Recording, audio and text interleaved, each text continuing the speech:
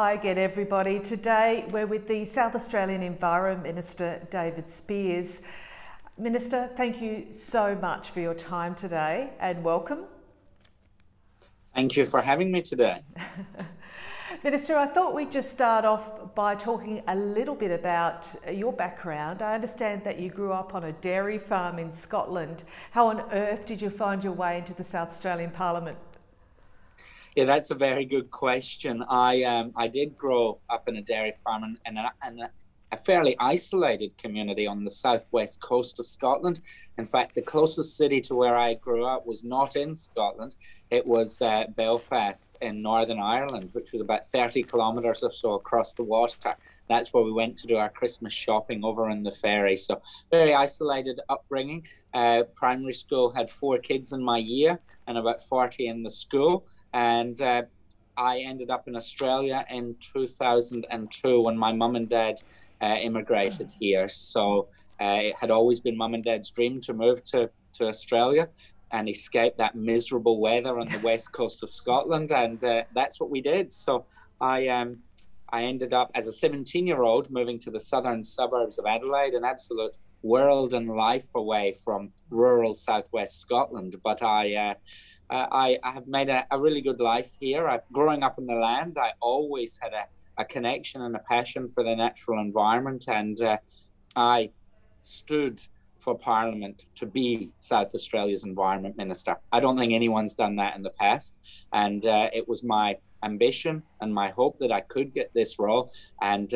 4 years after entering Parliament, I got the role. So I have to pinch myself. It's a hard job, it's a big job, but there's a great opportunity to do some very good things in this role. Well, I certainly hope you're going to be doing some very good things for the Port River Dolphins, but we'll get on to that.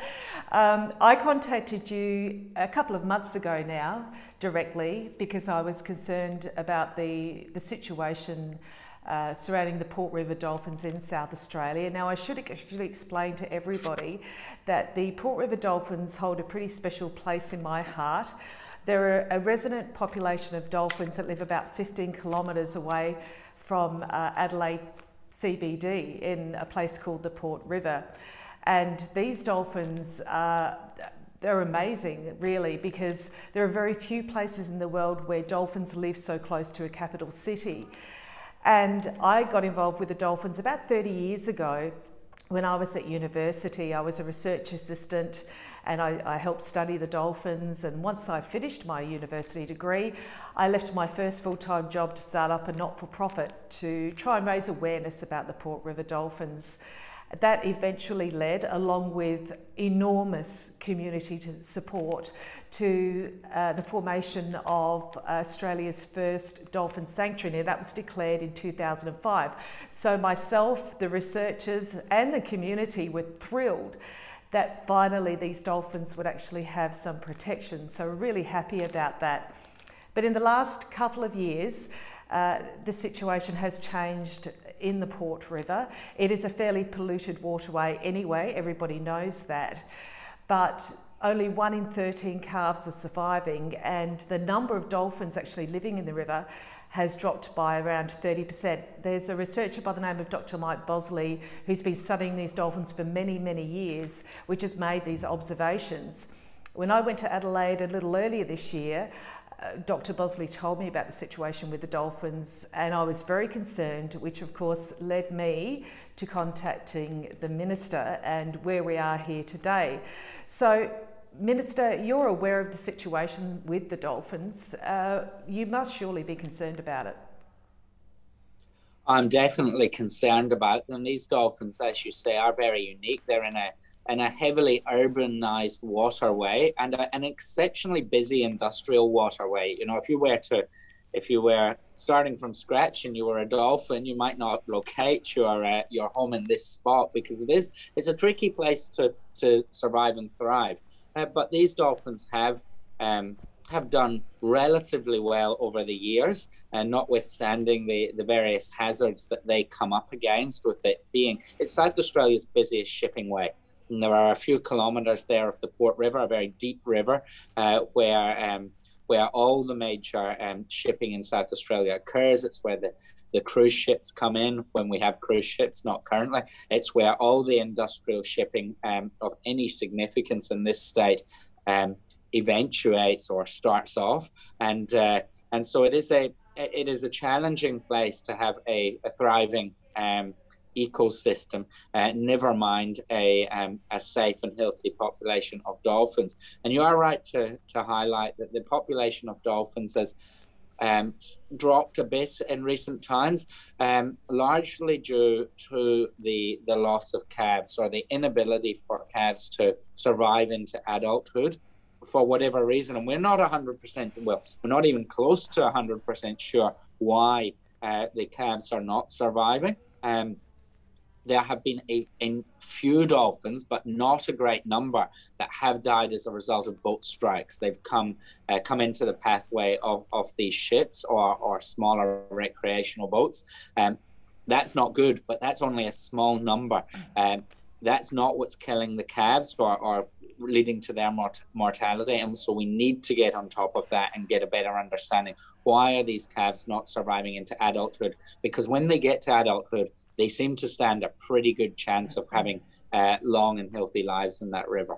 Now, the previous state Labor government actually reduced the number of rangers looking after the dolphin sanctuary area by around half. The Dolphin Advisory Board was also dismantled, and that was made up of state government representatives and community groups who were concerned about the dolphins and protecting the Port River. Do you think that's had anything to do with it? And will your government actually look at increasing the number of rangers, reinstating that advisory board, perhaps funding the South Australian Museum to undertake toxicology tests to see actually what is killing these calves?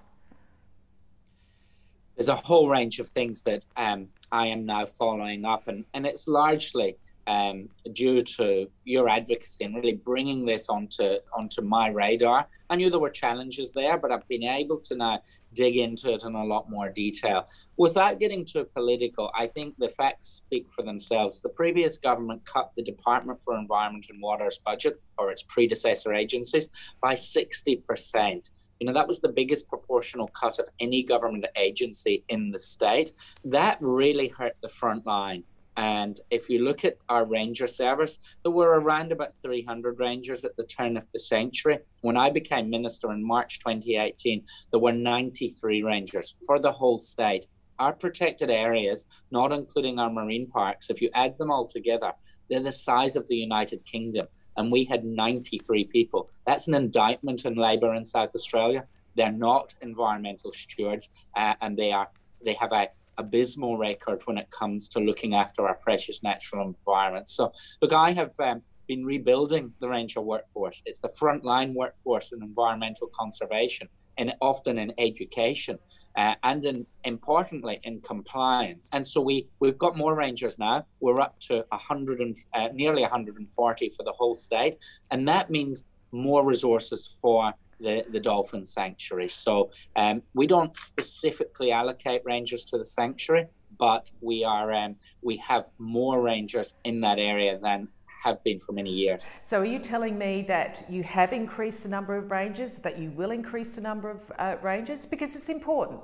People need to see officials on the water to know that the place is actually a sanctuary.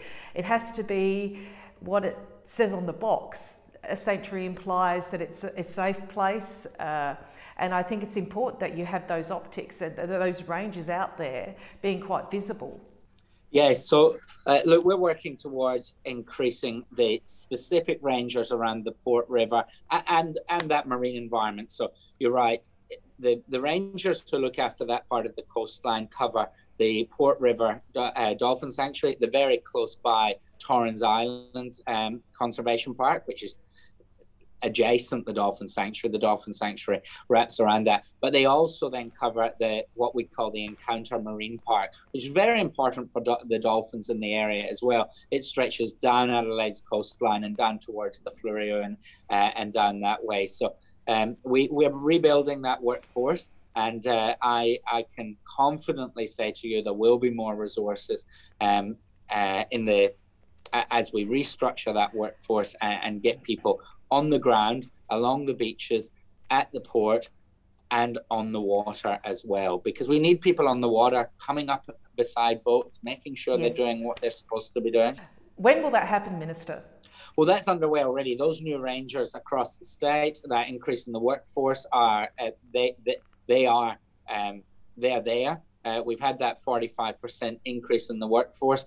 So now I'm just working with my department to make sure that that includes people on the water. Now, it does to an extent, but it's just about ensuring that we have the resources there. And it's at key times as well, of course. So you might not need those rangers focused there.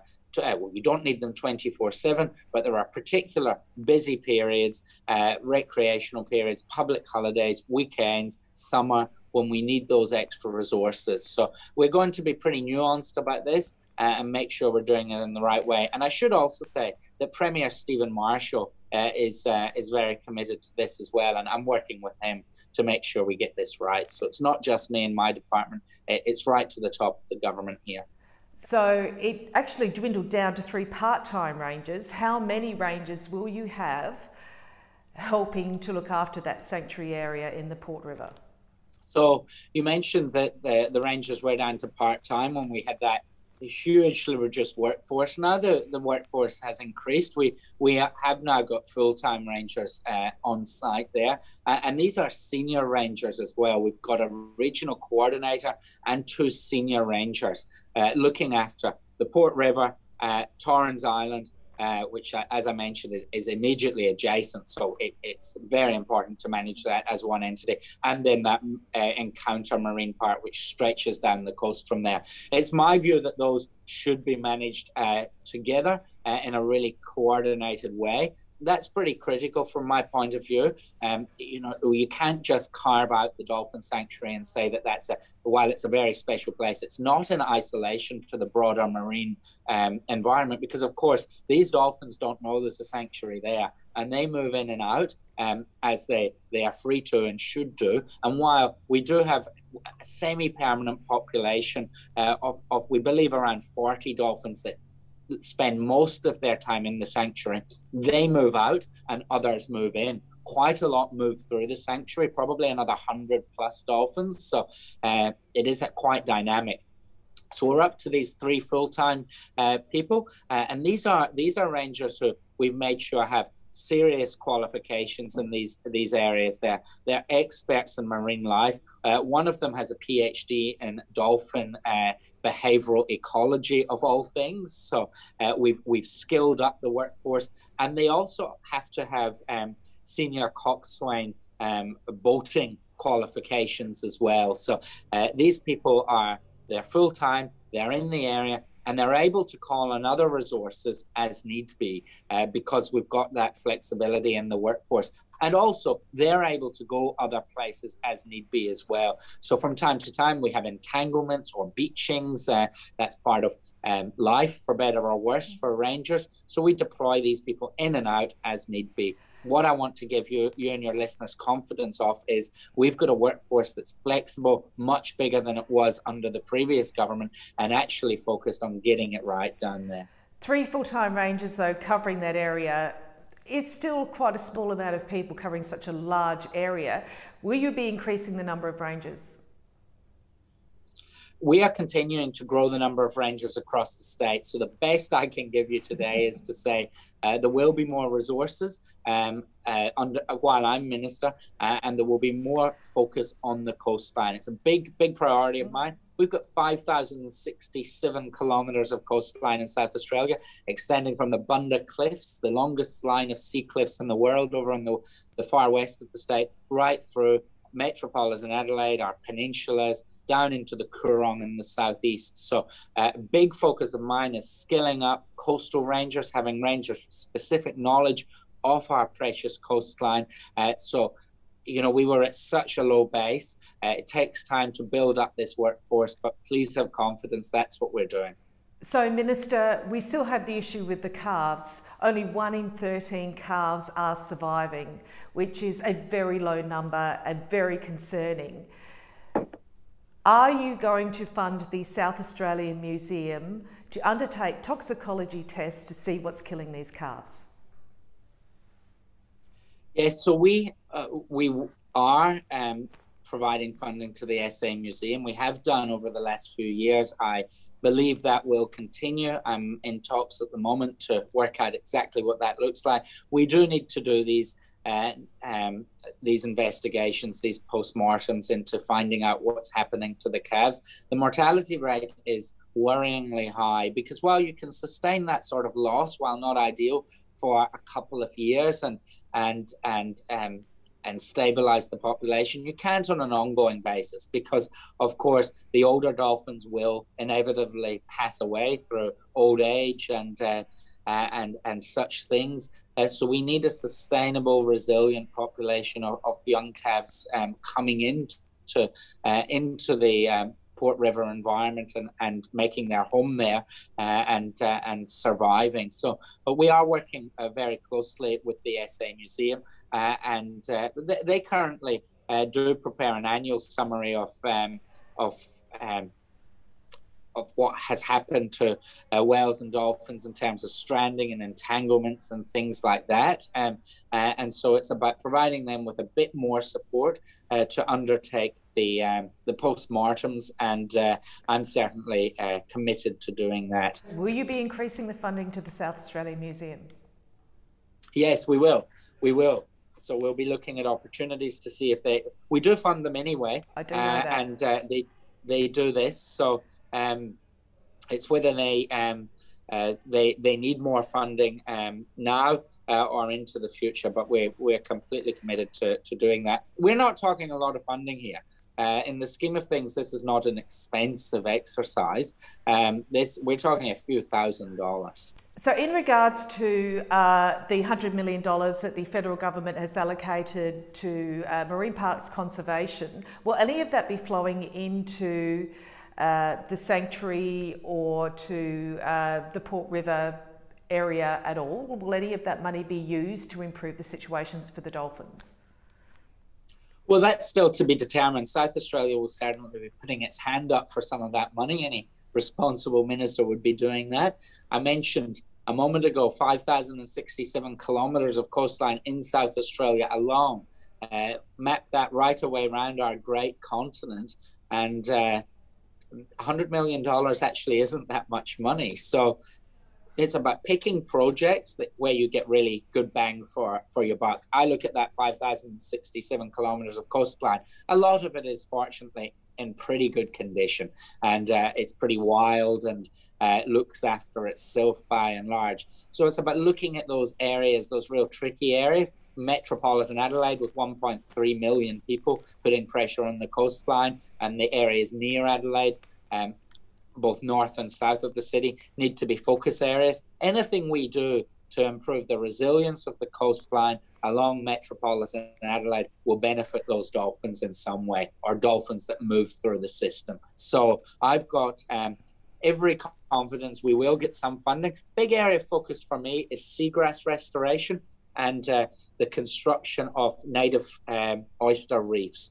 Both really good things for habitat, for creating protected spaces for our marine life. We need to be providing food for these dolphins. That's incredibly important. Keep them safe and provide them with food. The mangroves, of course, are also very important for fish breeding as a fish habitat, and we have seen a fairly significant die-off of the mangroves in the Port River area, which I know is an issue that you've been dealing with in South Australia, Minister. So I guess it's not just seagrasses, it's also the mangroves are vitally important for that as well. But just going back to the dolphins, there was an advisory board that was made up initially when the sanctuary was first declared, so that the community and interest groups, because as you say, people use the area for recreation, boating, as it's a commercial area.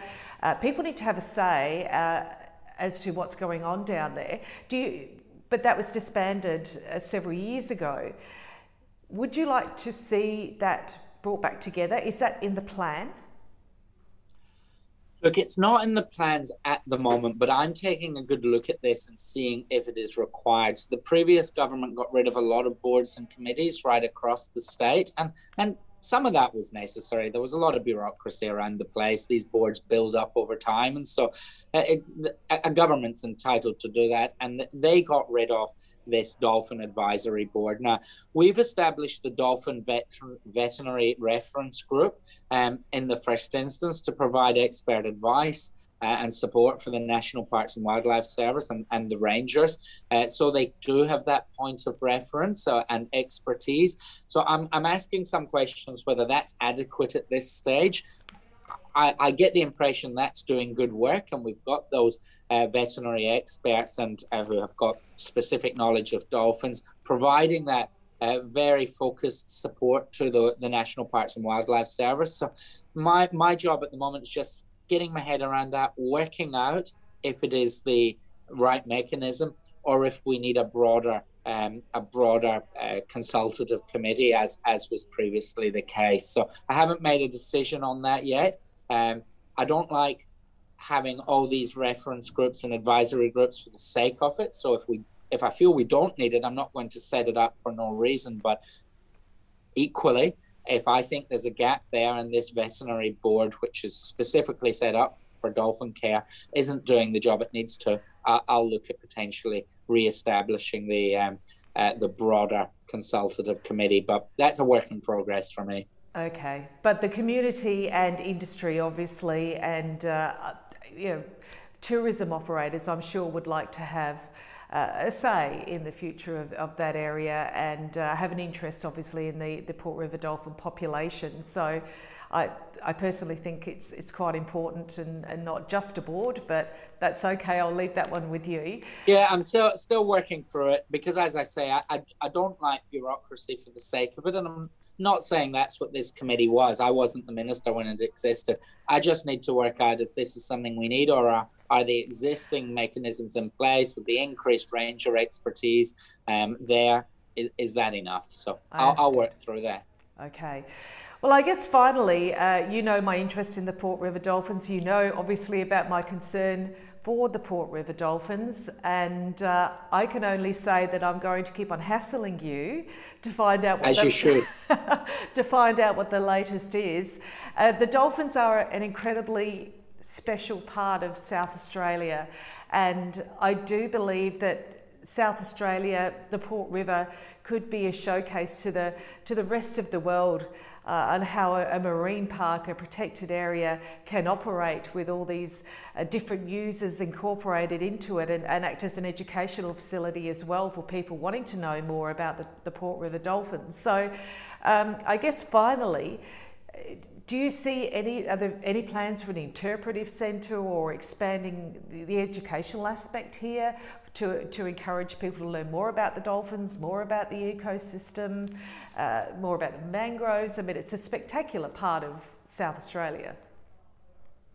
Yes, it is. And I don't have any plans for an interpretive centre in a physical sense at this stage. I'm looking very closely at expanding school education programs and broader community education in that area to really lift awareness and knowledge and understanding of what's around there. So I set up an organisation when I became the minister, and it really only got up and running properly in the last year, called Green Adelaide.